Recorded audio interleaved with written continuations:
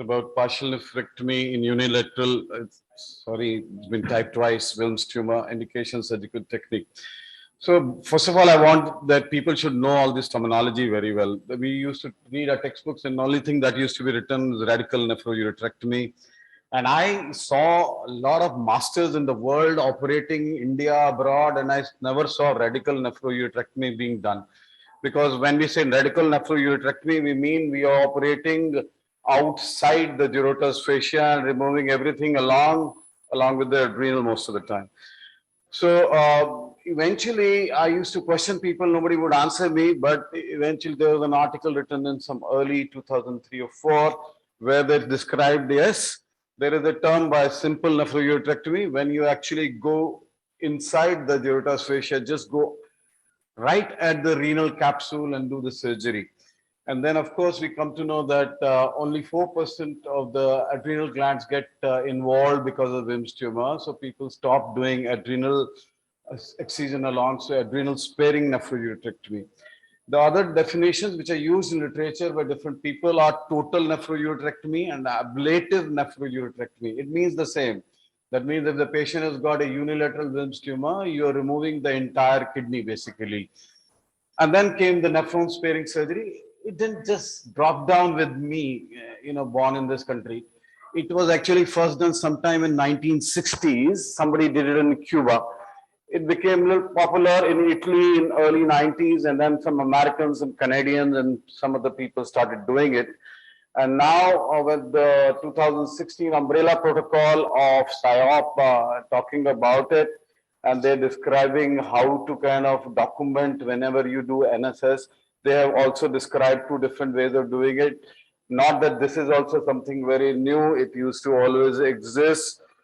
So now they call it NSS-A, where you do a partial nephrectomy, meaning by that you remove some bit of normal renal parenchyma when you remove the tumor, and then NSS-B is enucleation. You go right up to the pseudocapsule of the tumor, and there is a dissection plane with little bit of blunt dissection. You will be able to remove this tumor just like a tennis ball or whatever. So all those terminologies that you see on this side, which says polar resection, enucleation, wedge resection, excavation, and all. So they are not to be used. We will call them either partial nephrectomy or we will call them enucleation. And PSYOP says that partial nephrectomy is the best. In RCC, which is in adolescent and adults, we know that we should remove about 5 mm of renal parenchyma. But for wilms tumor, although whatever number of articles have been written, there is no clear cut. Some people say 1 centimeter, some say 5 millimeter, some say even 1 millimeter of normal renal parenchyma along is good enough. The diagram which is below, I've drawn it myself just to explain what is simple nephrouretrectomy. You are actually within the gyrotous. And in countries like ours, where the tumor is so big, and many of us don't believe in giving chemotherapy, and many times, even after giving chemotherapy, the tumor doesn't shrink. The gyrotous fascia actually does not show. So really, at times you don't know whether you're really doing a simple or you're doing a radical nephrouretrectomy. So this is a disclaimer because I know that a lot of questions otherwise will be asked for those who know the stuff well. The CUG protocol ARN 0534 has allowed NSS in children with bilateral wilms tumor in a solitary kidney, or patients with syndromic wilms tumor. So these are the patients where doing a partial nephrectomy is indisputable. You go ahead and do it. Or even if the patient has got wilms tumor and a lot of nephroblastoma on the contralateral side, when you think that you need to save, there is no question on that. But PSYOP says that, oh, if you have an expertise and if there's a polar or peripherally non-infiltrating tumor where clear margins are anticipated in order to preserve renal function, go ahead and do it. So how did this idea originate? I'm very sure everybody in this hall has been dealing with bilateral wilms tumor maybe once in a year, maybe 2 in a year, maybe once in 2 years. So similarly, I started getting bilateral wilms tumor, I started giving chemotherapy to them, tumor would shrink. It was very difficult, and it is still very difficult to predict which tumor will shrink and which tumor will not shrink.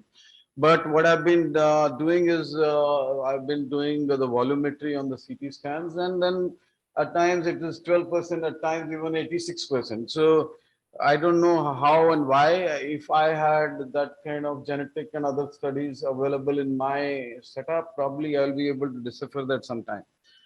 So, but I will always do a renal dynamics DMSA scan with SRF before or and after surgery, and prove that even if I'm doing bilateral or if I'm doing unilateral, I'm being able to save the functioning kidney at least. So the numbers in both pre and post-op were always very similar.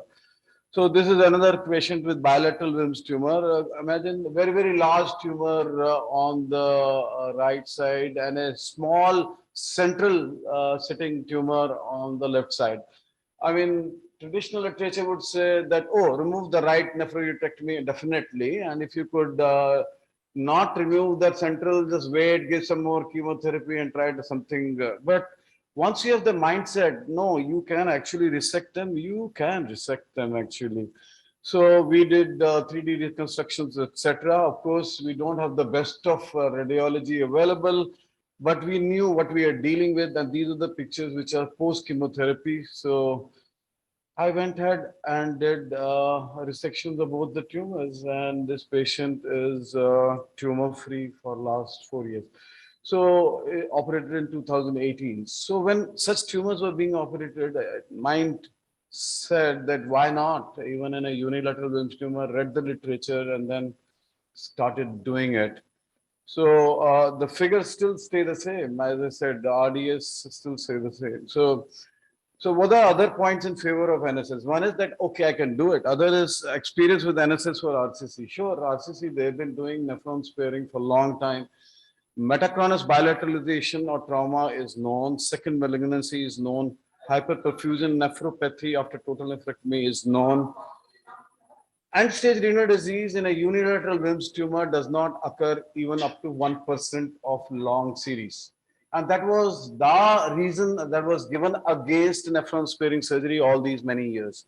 But what people realize is, fine, they do not have end-stage renal disease, but end-stage renal disease eventually becomes the second important cause of death in these patients.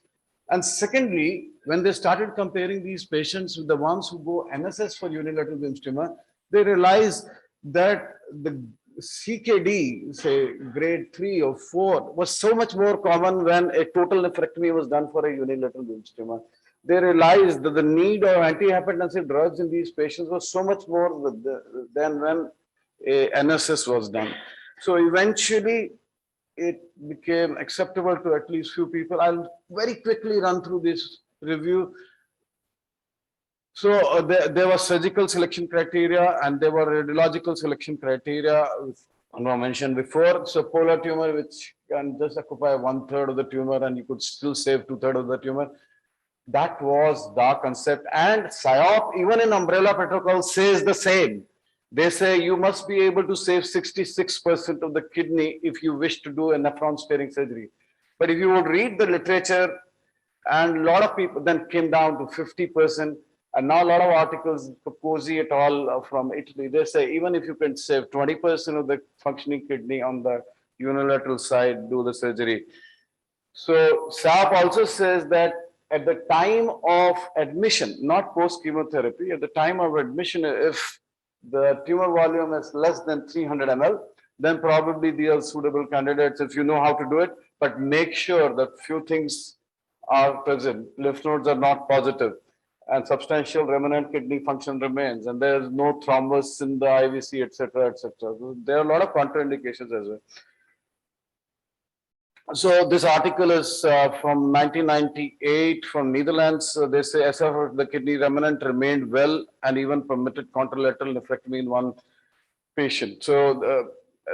So in 98, about 25 years back, or even before that, actually people start talking about the SRF stage of those kidney remnants. The majority of the cases, this is an ad hoc analysis. They did nephrectomies and then they gave the specimen to the surgeon and then they decide, okay, if chance be, if you would have done nephrectomy, could you have done it? So the surgeon sat with the pathologist and they decided, yeah, quite a few of them, they could have actually got away with doing partial nephrectomies. So again, it went on like this. Now, another paper which came from COST. COST is also one of the groups which have supported this NSS in a big way. They said even if you can spare 1/3 of the kidney, it's good enough. Then Cozy and all came out with a systematic review, and the whole lot of patients they had enrolled, and they said that in children with low risk histology, stage 1 intermediate risk histology, wilms tumor, and a normal opposite kidney, the involved oncological risk of NSS is rather low. And then people started comparing radical nephroureterectomy, and of course they were not RCTs, by the way. They had picked up literature and found this many patients done radical nephrectomy, these many done, and they started doing some comparisons, and they found that there are no statistical significant differences in the oncological outcomes between the two groups, and a reasonable partial nephrectomy candidate will be where we could say 50% of the kidney. So a lot of different versions, 66%, 33%, 50%, 20%. Another paper. Now, this man was the first one who said that the radical nephrectomy is an overly aggressive treatment modality in children with stage 1 wilms tumor. But the problem is that we know stage only after the surgery. I remember even in an international conference, I snubbed one of my Indian colleagues when she started talking about radiological staging, because there's nothing like radiological staging.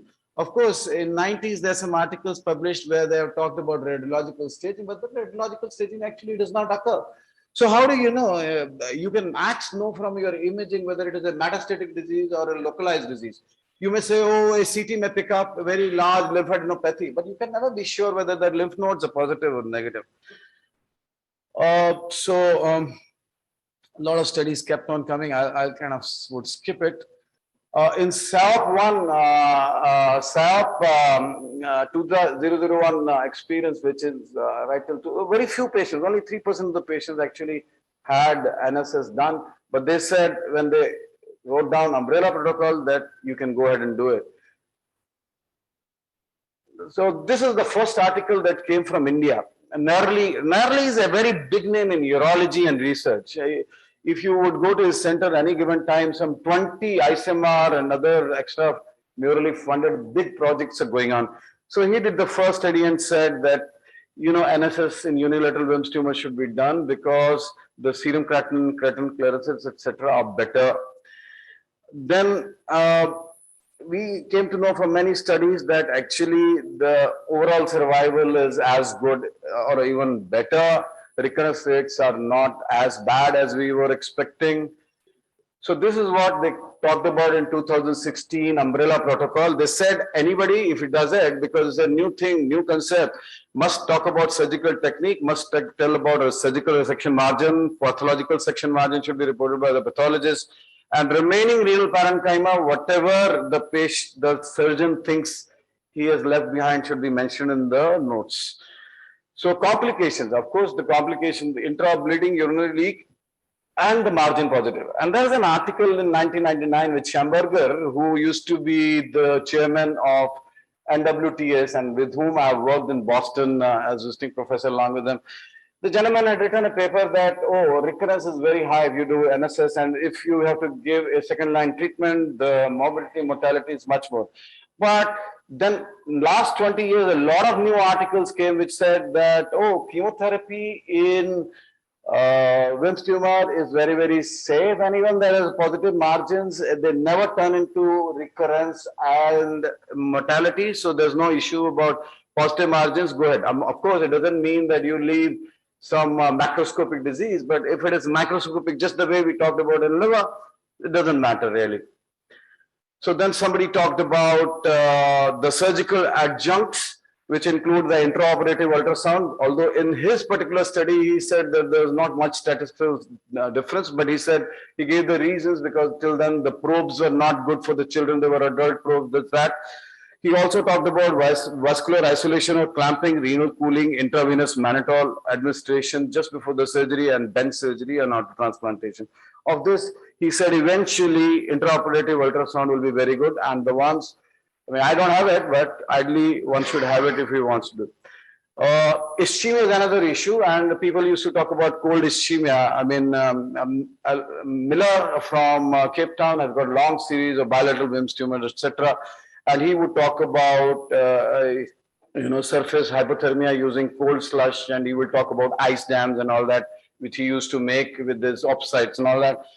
A warm ischemia is approximately 20 to 30 minutes. So you can probably put a soft clamp at the hilum and do it. But mind it, for the smaller babies, even putting that soft clamps for 20, 30 minutes could be very, very bad. But suddenly the concept of zero ischemia came, and now almost everybody is doing without any clamping and without any cooling. I have done whatever numbers I've done in bilateral, unilateral, always zero ischemias. Just loop those vessels there and then did the surgery. Systemic or regional anticoagulation is not required. So this is the article which came in 2020, I think, which is the first RCT done over many years, again by Nurli. This is the first RCT in the world coming from Belgium, and he has proved that NSS in unilateral wilms tumor brings much better results when we talk about the incidence of hypertension and incidence of CKD in the two groups. And of course, in this year, very first issue of JIPS, I did a big systemic review and shown I had to work very, very hard because there were a lot of terminology issues and et cetera, to I had to exclude a lot of patients which were otherwise called NSS. And eventually 306 patients were already available for me to write this paper. So what I do is routine and metastatic workup, including NCCT of chest, but CECT of abdominal. But if they both are being done together, then of course a CECT. I always do an ultrasounded guide core needle biopsy by retroperitoneal route since 2008. I understand that in 2016, even UKCCG now is doing only in limited. But my idea is that there are a lot of papers which are available that the non-wilms renal tumor are much commoner in the South Asia and India, Indonesia, Vietnam, etc. And my series, the number of patients having non-wilms renal tumor are very high. And another thing, if you wish to do NSS, is that anaplastic wilms tumor is definitely no. So if you do a crooked biopsy and you pick up anaplastic, then it means it's the diffuse anaplasia. You will not touch this patient with a pole. You would always do a total nephrectomy in this patient. Once you know that's a favorable histology tumor, I would give 4 cycles of actinomycin D and vincristine, just like Sayob says, and then again reassess this patient. One, I come to know how much my tumor is shrunk, and also I will do at this stage a renal dynamics scan to know about the renal function on both sides. Then intraoperatively, the first thing that I will do is send frozen sections for the lymph nodes. If the lymph nodes are reported positive, then obviously I will abandon NSS and do total nephrectomy. Then how to do the surgery, next few slides, nothing much great. You all have been doing it for bilateral wilms tumors. There's nothing new about doing with unilateral wilms tumor. We'll talk about it. And then I would do the nephron sparing surgery and send it for histopathology, and then I will do a follow-up RDS to know whether I could retain the same function which was there preoperatively, and then follow up the same patients with the same protocols that we always use for. And the surgical technique, this is something which I have been doing for all tumors, nothing new for NSS. Most of us, I know traditionally, those who I call purists, would go in, attack the hilum first. So 5 minutes, at least 5-10 minutes. I can stop here. There's no issues. Just 5-10 minutes. I will skip my own cases if you wish. So they would first attack the renal hilum and then they will go around the kidney. I will do just the opposite. I would first release the kidney all around and leave the hilum for the last. And for me, artery first, venous first, vein first doesn't really make a difference. It has never made a difference to my results. So these are the slides. So you can use ordinary monopolar cautery to do the scoring on the renal parenchyma where you need to cut. And then you cut. You can use any of those instruments, those tools that you have, ultrasonic, whatever you have. Even CUSA has been used by people. And then you close the margins so as to give the same renal contour. These these two pictures are actually from an article of 1950s. So people knew how to do this. Of course, they did not mention unilateral there. It was to do partial nephrectomies. And I understand that they probably were talking about bilateral wilms tumor. But these pictures were available in literature in 1950s. So nothing new I'm doing. So in 2018-22, I mean, COVID 1 year, we hardly worked. I got 19 patients, few in Maulana Azad, few in Lady Harding. And out of 19, I could do 9 patients partial nephrectomy. All of them had a monofocal or a unifocal tumor, but one patient had 3 foci, and I removed all 3 of them. Sorry. So this is case one, some reduction, and I go ahead and operate.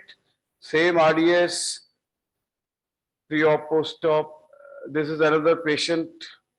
CT is done. We know where to cut. Same RDS. This patient had 54% reduction. So as I said, I don't know which one will work, which will not work.